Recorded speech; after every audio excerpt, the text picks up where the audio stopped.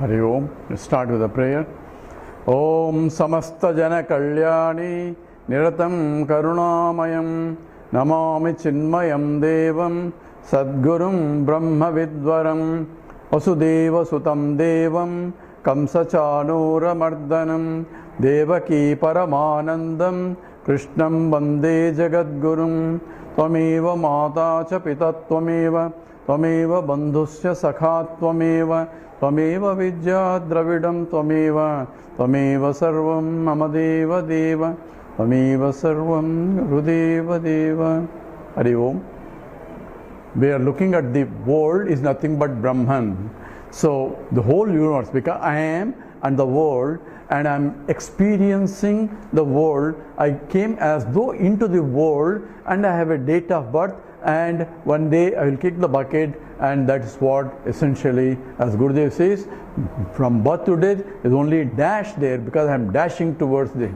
And what's there is essentially the body is born. This says Jatasya hi dhruvo mrityu dhruvam janma mritasya. So Krishna teaches whatever is born has to die, but I never die, because it says natvevaham jatunasam natvam neme janadipaha nataiva nabhavishyamaha sarveva yamatah param. There was another time I was not there, there was a time you were not there, another time all these kings that you see.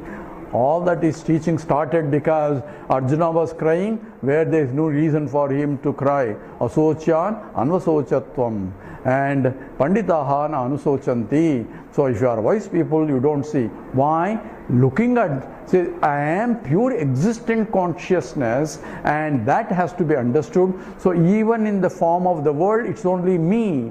I am the very supportive adhara for the universe. How can I be supporting the whole universe? Because when you say, how can I am identifying myself with the local body, mind and intellect. I am not supporting anything. This body, mind, intellect is only part of the whole universe, and part cannot support the whole thing. But what I am saying is, what the scripture is pointing out is, I am is nothing but pure existent consciousness, and it is existence that is being supporting, because the whole universe is means exists.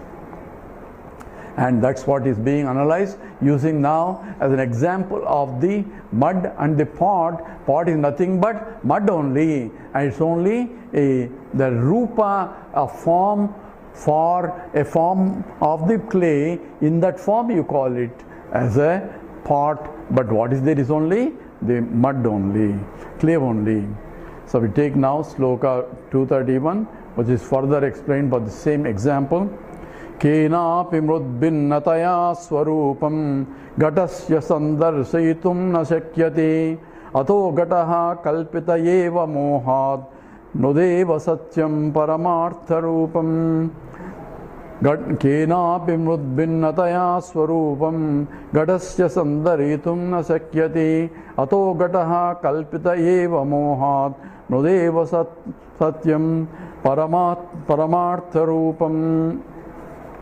So essentially, so kena api mudbhinnataya swarupam gadasya sandarsayitum na shakyate. So other than the mud, no one can see that there is really pot there. It is a very strange statement. So I am saying the pot, I am looking at the pot, and here the statement was that no one really can say that there is really pot there. Why? What is that? It's only clay. So looking at the simple example is the ring, and there is no really ring there. What is ring is only gold.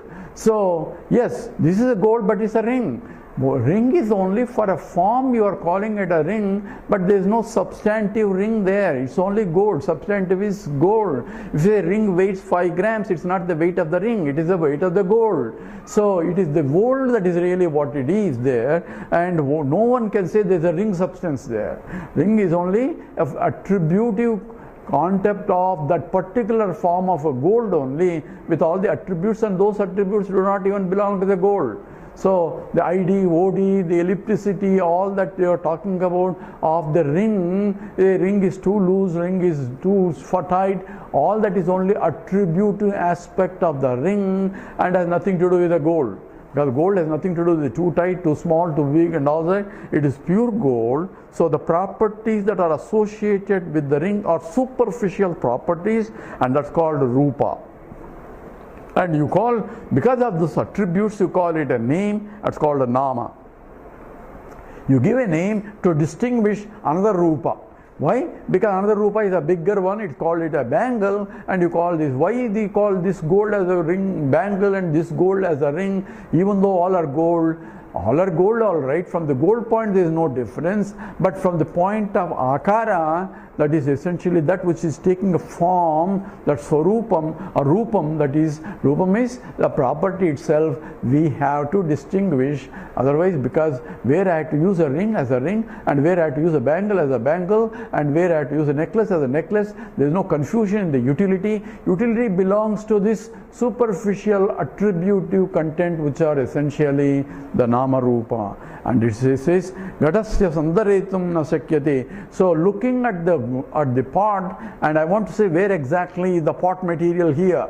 So here ghatasya sandarsanitum, this is nasakyate. It's not possible to find out what exactly the pot property different from another vessel which is also made up of the same clay, or what is exactly ring properties which are different from the bangle properties. Those properties do not belong to the gold, they are only superficial properties, but I cannot really say there is a ring substance there, and therefore there is no substantive knowledge of the pot or the ring. So ataha gataha kalpitame eva mohat. So mohat, by delusion, here moha is not only the seeing the plurality, but taking the plurality as a reality is the problem. Seeing the plurality is not a really problem, because eyes can only see the attributive content. That's our vision. But looking at the attributive content and using it the attributive form, but should not be mistaken for the original form, or it's really real, and therefore I am paying more attention to that as though it is real, and suffer the consequence of the reality I superimpose on the non-reality. So that has to be understood here. So ghatasya sandaritum na shakyate ato gataha kalpitameva. It's only kalpana. Kalpana means it's a creation.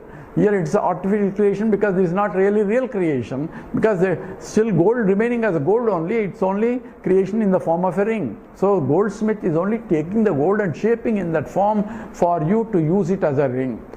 If you don't like it, you want it into ring bangle form, you will make it into bangle form. So it is essentially is a kalpana. Kalpana at what level?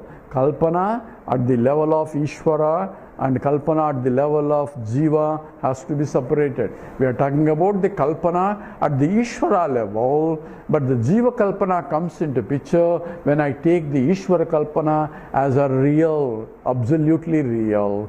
And that's where moha. Moha is delusion. Delusion is taking illusion as a reality. So the polarity that I see, if I take it as a reality, that's called delusion. And the correct knowledge is, even though I am seeing polarity, even though I am utilizing or using each object separately, and each per object its own functions are different, and the utilities are different, and transactions are different, while seeing the differences at the transactional level, at the same time have a clear understanding at the cognitive understanding that they are not different from the pure existence, undifferentiated, unqualified existence, which is imperceptible, but yet because of the Vedanta says that is the substance from which the whole universe formed, and that is the real truth, and that is you are, and has to be understood. So Mudeva Satyam Paramartha Rupam. So that clay alone is real, and that is the Paramartham, that is the highest reality in the pots. You are only taking the example of pots. Don't think that clay is the reality. That means you have a lot of clay. That's what Swami says essentially.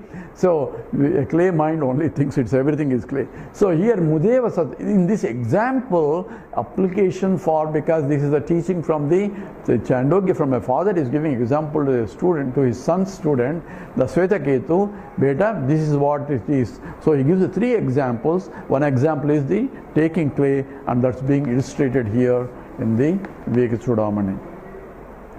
So we go into the next loka, which is a further expansion of this concept, and this is a 232 of the Viveka Chudamani.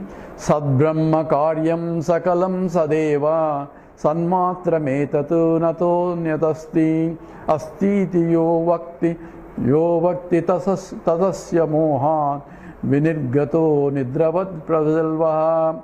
Sadbrahma karyam sakalam sadeva sanmatra metatu natatonyadasti astiti yo vakti natasya moha vinirgato nidravat prajalvaha. So in the first part of this, Sat Brahma Karyam Sakalam Sadeva. So Sat Brahma, that means Brahman in the form of existence is the all products are Sakalam Karyam. All products are came from one entity. Why? That is the Sat aspect, which is Ekameva Advitiyam, one without a second, that is alone there, existence alone was there, it is infinite, it is not absence of everything, Sunyam, but it is existence because it is there, and that is of the nature of consciousness also, and that was also implied in Tadaikshata statement. It saw what was there is only existence, and it saw, that means it has a capacity to see, therefore it is not only Sat and it is only Chit. And Bhagavan Ramanuja differentiates this. What is existence is infinite, but in that existence there is a Chit part and there is a Achit part. So there are parts in that existence. There is existence as a conscious part and existence as an unconscious part is there in the original. That means he is making a differences, internal differences in the pure existence. So existence as the conscious existence, unconscious existence, these are different. And in the conscious existence, again two, one is the Jiva Chit and Ishvara Chit. That means the existence, the consciousness in the form of a Jiva and consciousness in the form of a Ishvara. And frankly, even there is a Jiva Vinnatvam, Jiva Ishvara Vinnatvam, Jiva Jagat Vishnatvam, all the Vinnattvams are there. But from the point, the statement is only Sadeva Saumya Idamagram Asid Egameva Advitiyam. And it saw, this is which part saw what is not specified. The self is saw, but it cannot say anything other than itself. Therefore, it is self-conscious entity and self-existent entity. And that is essentially being defined in the scripture as the very essence of it, because it says the understanding of one, you can understand everything. Eka vijnanena sarva vijnanam bhavati. That is the basis for the whole discussion itself. And that's what Uddalaka asked. Have you learned that, knowing which you know everything? Have you learned that Eka Vijnanam, by which Sarva Vijnanam, you can have the knowledge of everything? When he says it's not possible, it can be possible, provided that is the material cause from which the whole universe or from whole products are coming. So if I have the cause, the karanam, the upadana karanam, and that is Sad Brahma Karyam. It is the product of the pure existence of the nature of Sat Swarupam. That is a Swarupa Lakshana of Brahman, and the rest is Sakalam Karyam Sateva. So it is Sat only in various names and forms. So it is Parinama Mahaparam. That means it is transformationless transformation, appearing as many, and each one is different, as though those attributes are belong to only superficial attributive content of the many, but one that pervades everything is no difference in the attributes, that is pure existence. Sat Eva, existence alone is appearing as many. Sanmatrametatu. So therefore it is Sanmatram only. It's only pure existence only. And that's what essentially Bhagavan Ramana Maharshi starts in Sat Darshanam. Sat Darshanam, seeing the Sat aspect in the whole universe, is nothing but Sarva Darshanam. Because Darshanam is knowing here.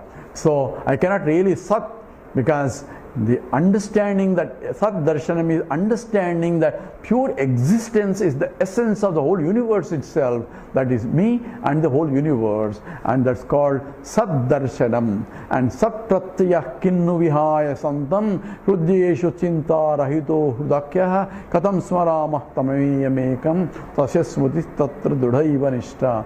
Says he wants to do a prayer because he's starting the text and starting the Sat Darshanam text, and he want to prayer. Says, how can I pray?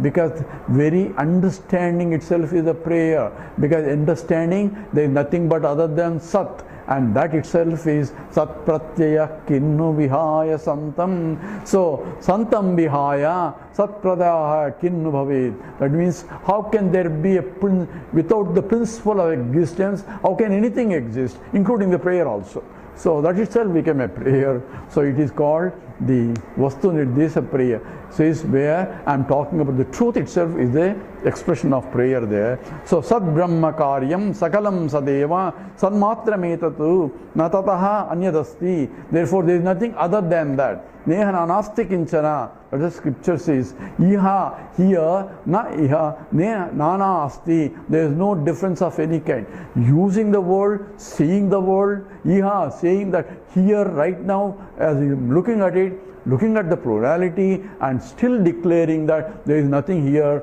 of different types. Because my vision is now looking at the oneness that pervades the whole thing. That is the vision of the Vedanta that it wants us to have by pointing in the direction. And therefore, asti iti yo vakti natasya moha vinit gato nidravatu prajalvaha. Here he says, in case if you think that there is the world exists separately from Brahman, asti iti bhakti, with those who say it, natasya moha, it is nothing other than due to delusion. That means vinit gato nidravatu prajalvaha. Says his delusion is just like he is still sleeping. His sleeping is because his vision is closed. When I am sleeping, I am closing my eyes. Therefore, I am not seeing things properly as they are because I have put a screen there. I have to remove the screen and see properly. How do I see properly? Not this the objective eyes, but I need a Jnana Chakshu, and that's what Lord Shiva is. Lord Shiva is third eye is nothing but Jnana Chakshu. That means wisdom eye. Through wisdom I had to look at, and when I look at the wisdom, when Lord sees, opens his eyes and look at it, all kamas get burned away. That's called Kama Dahanam. Right? He opened the third eye and the Kama got burned. What his meaning is, Kama is the desires. So desire is burned away. Desire for what? Desire that I want to be happy with this object, with that object, with that object. That's all the desire. That means looking for happiness out there. So when I opened the wisdom eye, I understood that I am the very source of happiness itself. Therefore there is no reason for me. So all the kamas get destroyed by the wisdom eye. And that is the wisdom eye I need, or I can develop that vision, Jnana Chakshu, by constant practice of removing the other eyes, in the sense of closing the eyes for all objectifications, but looking at in all objects a wisdom eye, that one that pervades the whole thing, that is called Saddarshanam. Saddarshanam, in all darshanams, in everything that I see, I have to see that which pervades everything, that is nothing but Sad Brahma Karyam, because everything is nothing but the Karyam. So if I say that all objects are existing, and that's what the whole life after life we are living in that notion, and says it is Nidravatu Prajalbaha. Because natasya moha vinidgati, the delusion is not gone, and because of the delusion and because of my eyes are not open properly, so nidravatu, that is the real nidra. Other nidra is only for transaction purposes.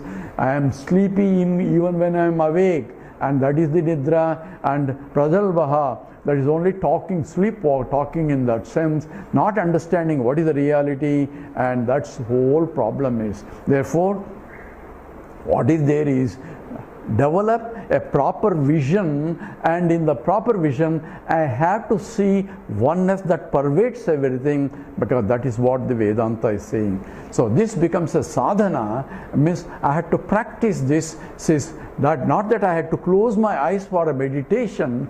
Say I'm closing my eyes because I'm not seeing the Brahman outside, I want to see inside. So that means I have not understood the Vedanta properly. Even while seeing the outside object, I should develop a vision where I can see. But until that vision develops, I can close my eyes, at least see that I am negating all other objective world, but at least see internally that which pervades everything, and slowly open your eyes and see that Brahman outside also. And that becomes the real sadhana. So therefore, the understanding should be applied in our day-to-day, that the whole nothing but is nothing but Brahman. Therefore, I am only dealing with the Brahman. So when I am dealing with, I can say I am dealing with the Lord itself. So when I am dealing with the Lord, I can pray with the Lord, I can do in whatever way, and then it becomes a bhakti also. This will stop. This slokas will be continuing in terms of why world is nothing but Brahman only. That vision has to be developed, and that's why the Shankaracharya in this Viveka Chudamani is going more detailed aspect of why one should see oneness that pervades the whole universe too. With this we will stop here. Om Purnamada Purnamidam Purnat Purnamudachyate Purnasya Purnamadaya Purnameva Vasishyate. Om Shanti Shanti Shanti. Harihi Om Sri Gurubhyo Namaha. Harihi Om.